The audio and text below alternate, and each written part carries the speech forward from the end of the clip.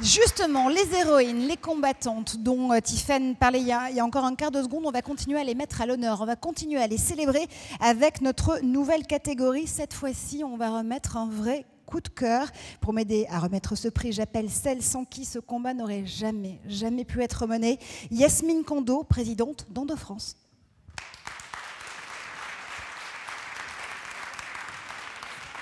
Bonsoir Yasmine. Bonsoir. Alors, ça fait 18 ans aujourd'hui que vous êtes que d'abord qu'Endo France existe, que vous en êtes présidente, je ne sais pas, mais en tout cas, quelles sont aujourd'hui les missions de l'association et pourquoi c'est plus important que jamais de les porter haut, ces missions-là?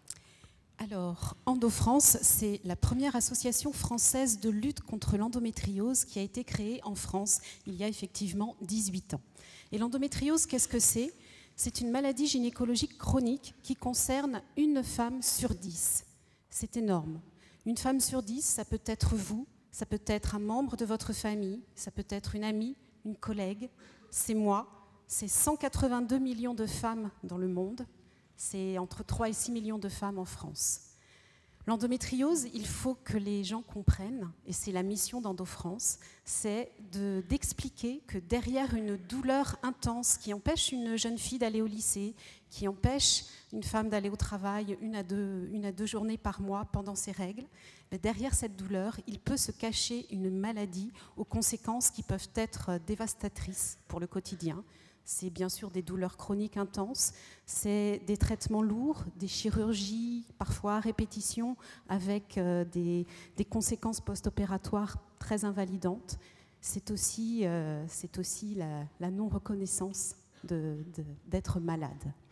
Et l'émission d'Endo France dans tout ça, c'est de soutenir ces femmes, d'informer le grand public et d'agir justement pour que le monde entier connaisse cette maladie. Et merci d'être là pour le faire. Il est donc tout naturel, tout essentiel que le prix coup de cœur de ces trophées du Média Club Elle soit remis à... Alors je suis très émue de remettre ce prix. Enfin, en tout cas, merci Florence, merci au Média Club Elle de ce prix coup de cœur que vous allez lui décerner. Merci Alexandra pour avoir produit ce documentaire. Il est remis à Laetitia Milo pour son engagement et son documentaire « Devenir maman, notre combat contre l'endométriose » qui a été diffusé sur TF1. Laetitia Milo qui est donc notre prix coup de cœur. Laetitia est retenue aujourd'hui, on va vous expliquer pourquoi dans une seconde. C'est donc Juliette Brasseur, sa co-autrice, réalisatrice, qui nous rejoint sur scène pour parler si bien de ce documentaire, de ce combat. Bonsoir Juliette. Venez à côté de moi. On va d'abord regarder ensemble une vidéo que Laetitia Milo a tenu à vous adresser puisqu'aujourd'hui elle se trouve à Aix-en-Provence. C'est le tout premier jour de tournage, une nouvelle fiction pour elle, mais elle a tenu à vous remercier. Bonsoir à tous. Alors j'aurais vraiment aimé être parmi vous ce soir, mais malheureusement ce n'est pas possible. Je tenais à faire cette vidéo pour vous remercier le Média Club Elle pour ce prix dont je suis vraiment très honorée. Ce prix pour moi va à toutes les femmes atteintes d'endométriose et qui souffrent en silence.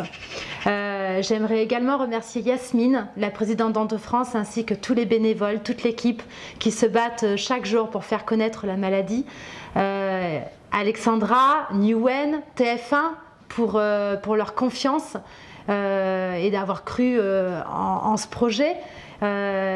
Juliette Brasseur, qui est beaucoup plus qu'une co-réalisatrice, en fait, c'est devenu une amie et je pense qu'on a formé un duo avec beaucoup de complicité.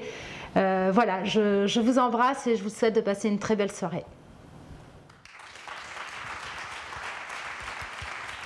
Et Juliette, justement, vous allez nous en dire plus dans un instant, notamment sur les coulisses du documentaire. Mais d'abord, Yasmine, je sais que c'était important pour vous de montrer à quel point ce combat, cet engagement, notamment de Laetitia Milo, avait permis de médiatiser ce combat sur la lutte contre l'endométriose. Pourquoi c'est sine qua non aujourd'hui d'avoir des incarnations qui se prononcent en faveur de ce combat ?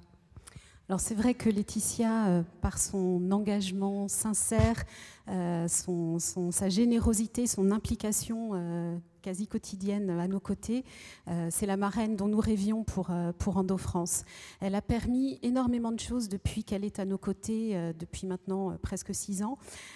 Tout d'abord, elle nous a offert un spot de sensibilisation qui a été notamment diffusé sur TF1. Un spot de sensibilisation dont le message principal à retenir est que la douleur d'une femme ne doit pas être banalisée. Et surtout quand cette douleur touche aux règles. Elle nous a aussi permis de financer des projets de recherche spécifiques dédiés à la maladie. Grâce à elle, depuis 2 ans, nous avons versé à des équipes médicales qui travaillent sur l'endométriose un peu plus de 100 000 €. Et c'est vraiment énorme. Et enfin, c'est vrai que Laetitia nous a beaucoup aidé à médiatiser l'association, à médiatiser nos actions, à médiatiser cette maladie que les gens ne connaissaient pas. Et dans chaque interview, dans son livre « Le bébé c'est pour quand ?», dans le documentaire bien évidemment, elle donne une voix à toutes ces femmes qui souffrent en silence.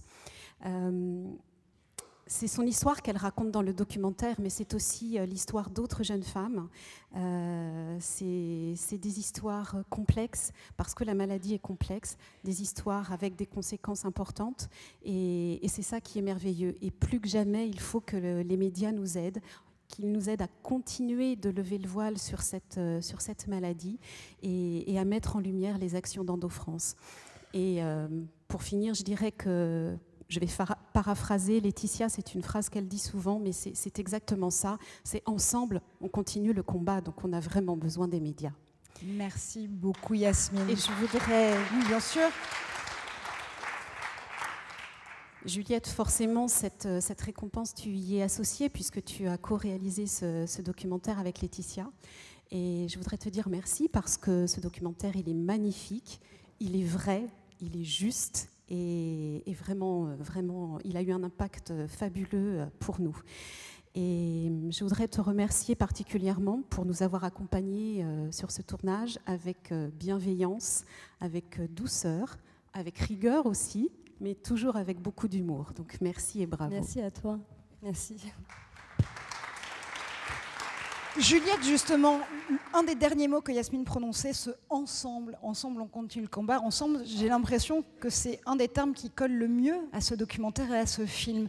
Ce duo que vous avez formé avec Laetitia pour justement le réaliser, ça apporte ce regard finalement tellement naturel sur cette maladie et sur cette pathologie. C'est ce qu'on devrait toujours avoir en fait. Oui, peut-être. C'est vrai que la première fois que j'ai rencontré Laetitia, c'était 1 an avant la diffusion du documentaire. On est descendu dans le sud avec ma productrice, Alexandra Krug, pour la rencontrer. C'est là qu'elle habite. Il fallait absolument qu'on définisse avec elle les limites de ce film. Et quand on l'a vu avec Alexandra, on savait que c'était difficile en fait de parler d'endométriose et on voulait que Laetitia être sûre qu'elle soit à 100% avec nous et prête à tout donner en fait pour parler de cette maladie sans tabou. Et en fait, c'est ce qui s'est passé quand on l'a vue.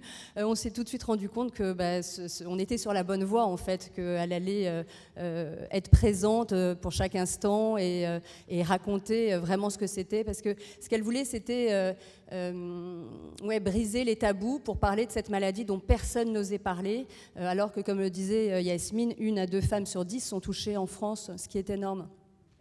Donc, en sortant de cet entretien, on était assez convaincus que ça allait fonctionner. Mais quand même, il s'était passé un petit truc pendant cet échange un peu surprenant. Je ne sais pas si je pourrais le qualifier, comment je pourrais le qualifier. On s'est même un peu demandé si Laetitia n'était pas un peu folle ce jour-là. Et je le dis vraiment avec le sourire parce qu'on lui a raconté plusieurs fois depuis.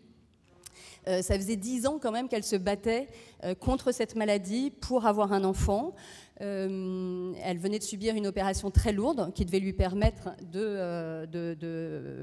d'augmenter ses chances de tomber enceinte.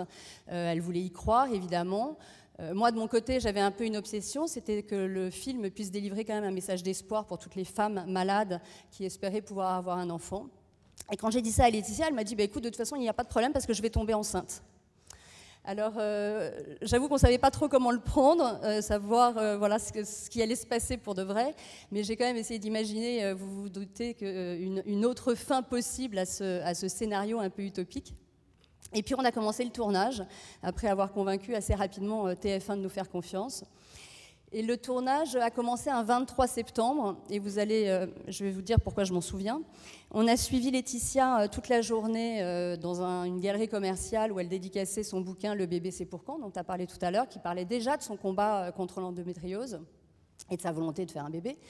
Et toute la journée, des gens ont défilé devant elle pour la rencontrer, l'embrasser, l'encourager dans son combat pour tomber enceinte. Et à la fin de la journée, elle avait embrassé je ne sais pas combien de personnes, d'enfants, de mamans, de couples, et fait autant de selfies. Elle était épuisée et moi, la journée n'était pas du tout terminée. Je lui ai dit, écoute, il faut encore qu'on fasse quelques images. Bon, elle m'a dit, écoute, ok, pas de problème, mais il faut absolument que je prenne mon train ce soir, parce que le prétexte, c'était que ses chiens l'attendaient dans le sud. Alors, vite, l'heure tournait, mais on a fait les images. Je lui ai posé encore quelques questions. Elle a répondu toujours avec le sourire et son professionnalisme et son enthousiasme. Et puis, on s'est séparés sur une aire d'autoroute un peu rapidement. Elle est partie direction la gare. Enfin, ça, c'est ce que je croyais.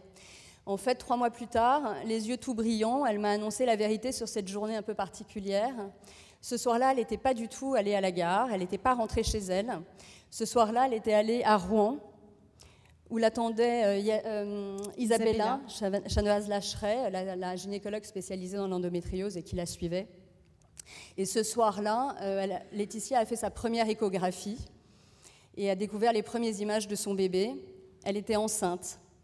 Donc voilà pourquoi ce film restera pour elle et pour moi un peu particulier. Et voilà, donc bravo à Laetitia et merci. Merci infiniment, Juliette.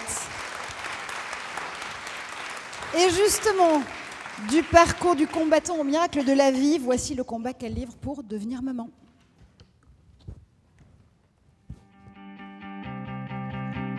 Depuis quelques jours, je suis maman et j'ai encore du mal à y croire.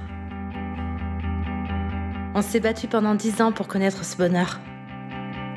Ce qui est génial, c'est que je suis tombée enceinte pendant le tournage de ce film. C'est tellement irréel que pendant 3 mois, j'ai gardé ce secret. Comme beaucoup de femmes, je suis très superstitieuse et ça a été très difficile. On y arrivera. On y arrivera. Tu vas y arriver. Je me battrai jusqu'au bout. Ce film, c'est mon histoire et celle de toutes ces femmes qui se battent contre la maladie pour réaliser leurs rêves. Et cette maladie, c'est l'endométriose. Vous la connaissez pas? C'est normal, parce qu'elle n'est pas connue. Et ça, c'est plus possible. Alors moi, je vais vous raconter. On est plus de 3 à 6 millions de femmes à être touchées. Ça nous concerne tous. Vous vous rendez compte? C'est 1 à 2 femmes sur 10. Je tenais tout autant à être parmi vous pour donner de l'espoir. Tout peut arriver, il faut continuer d'y croire et se battre.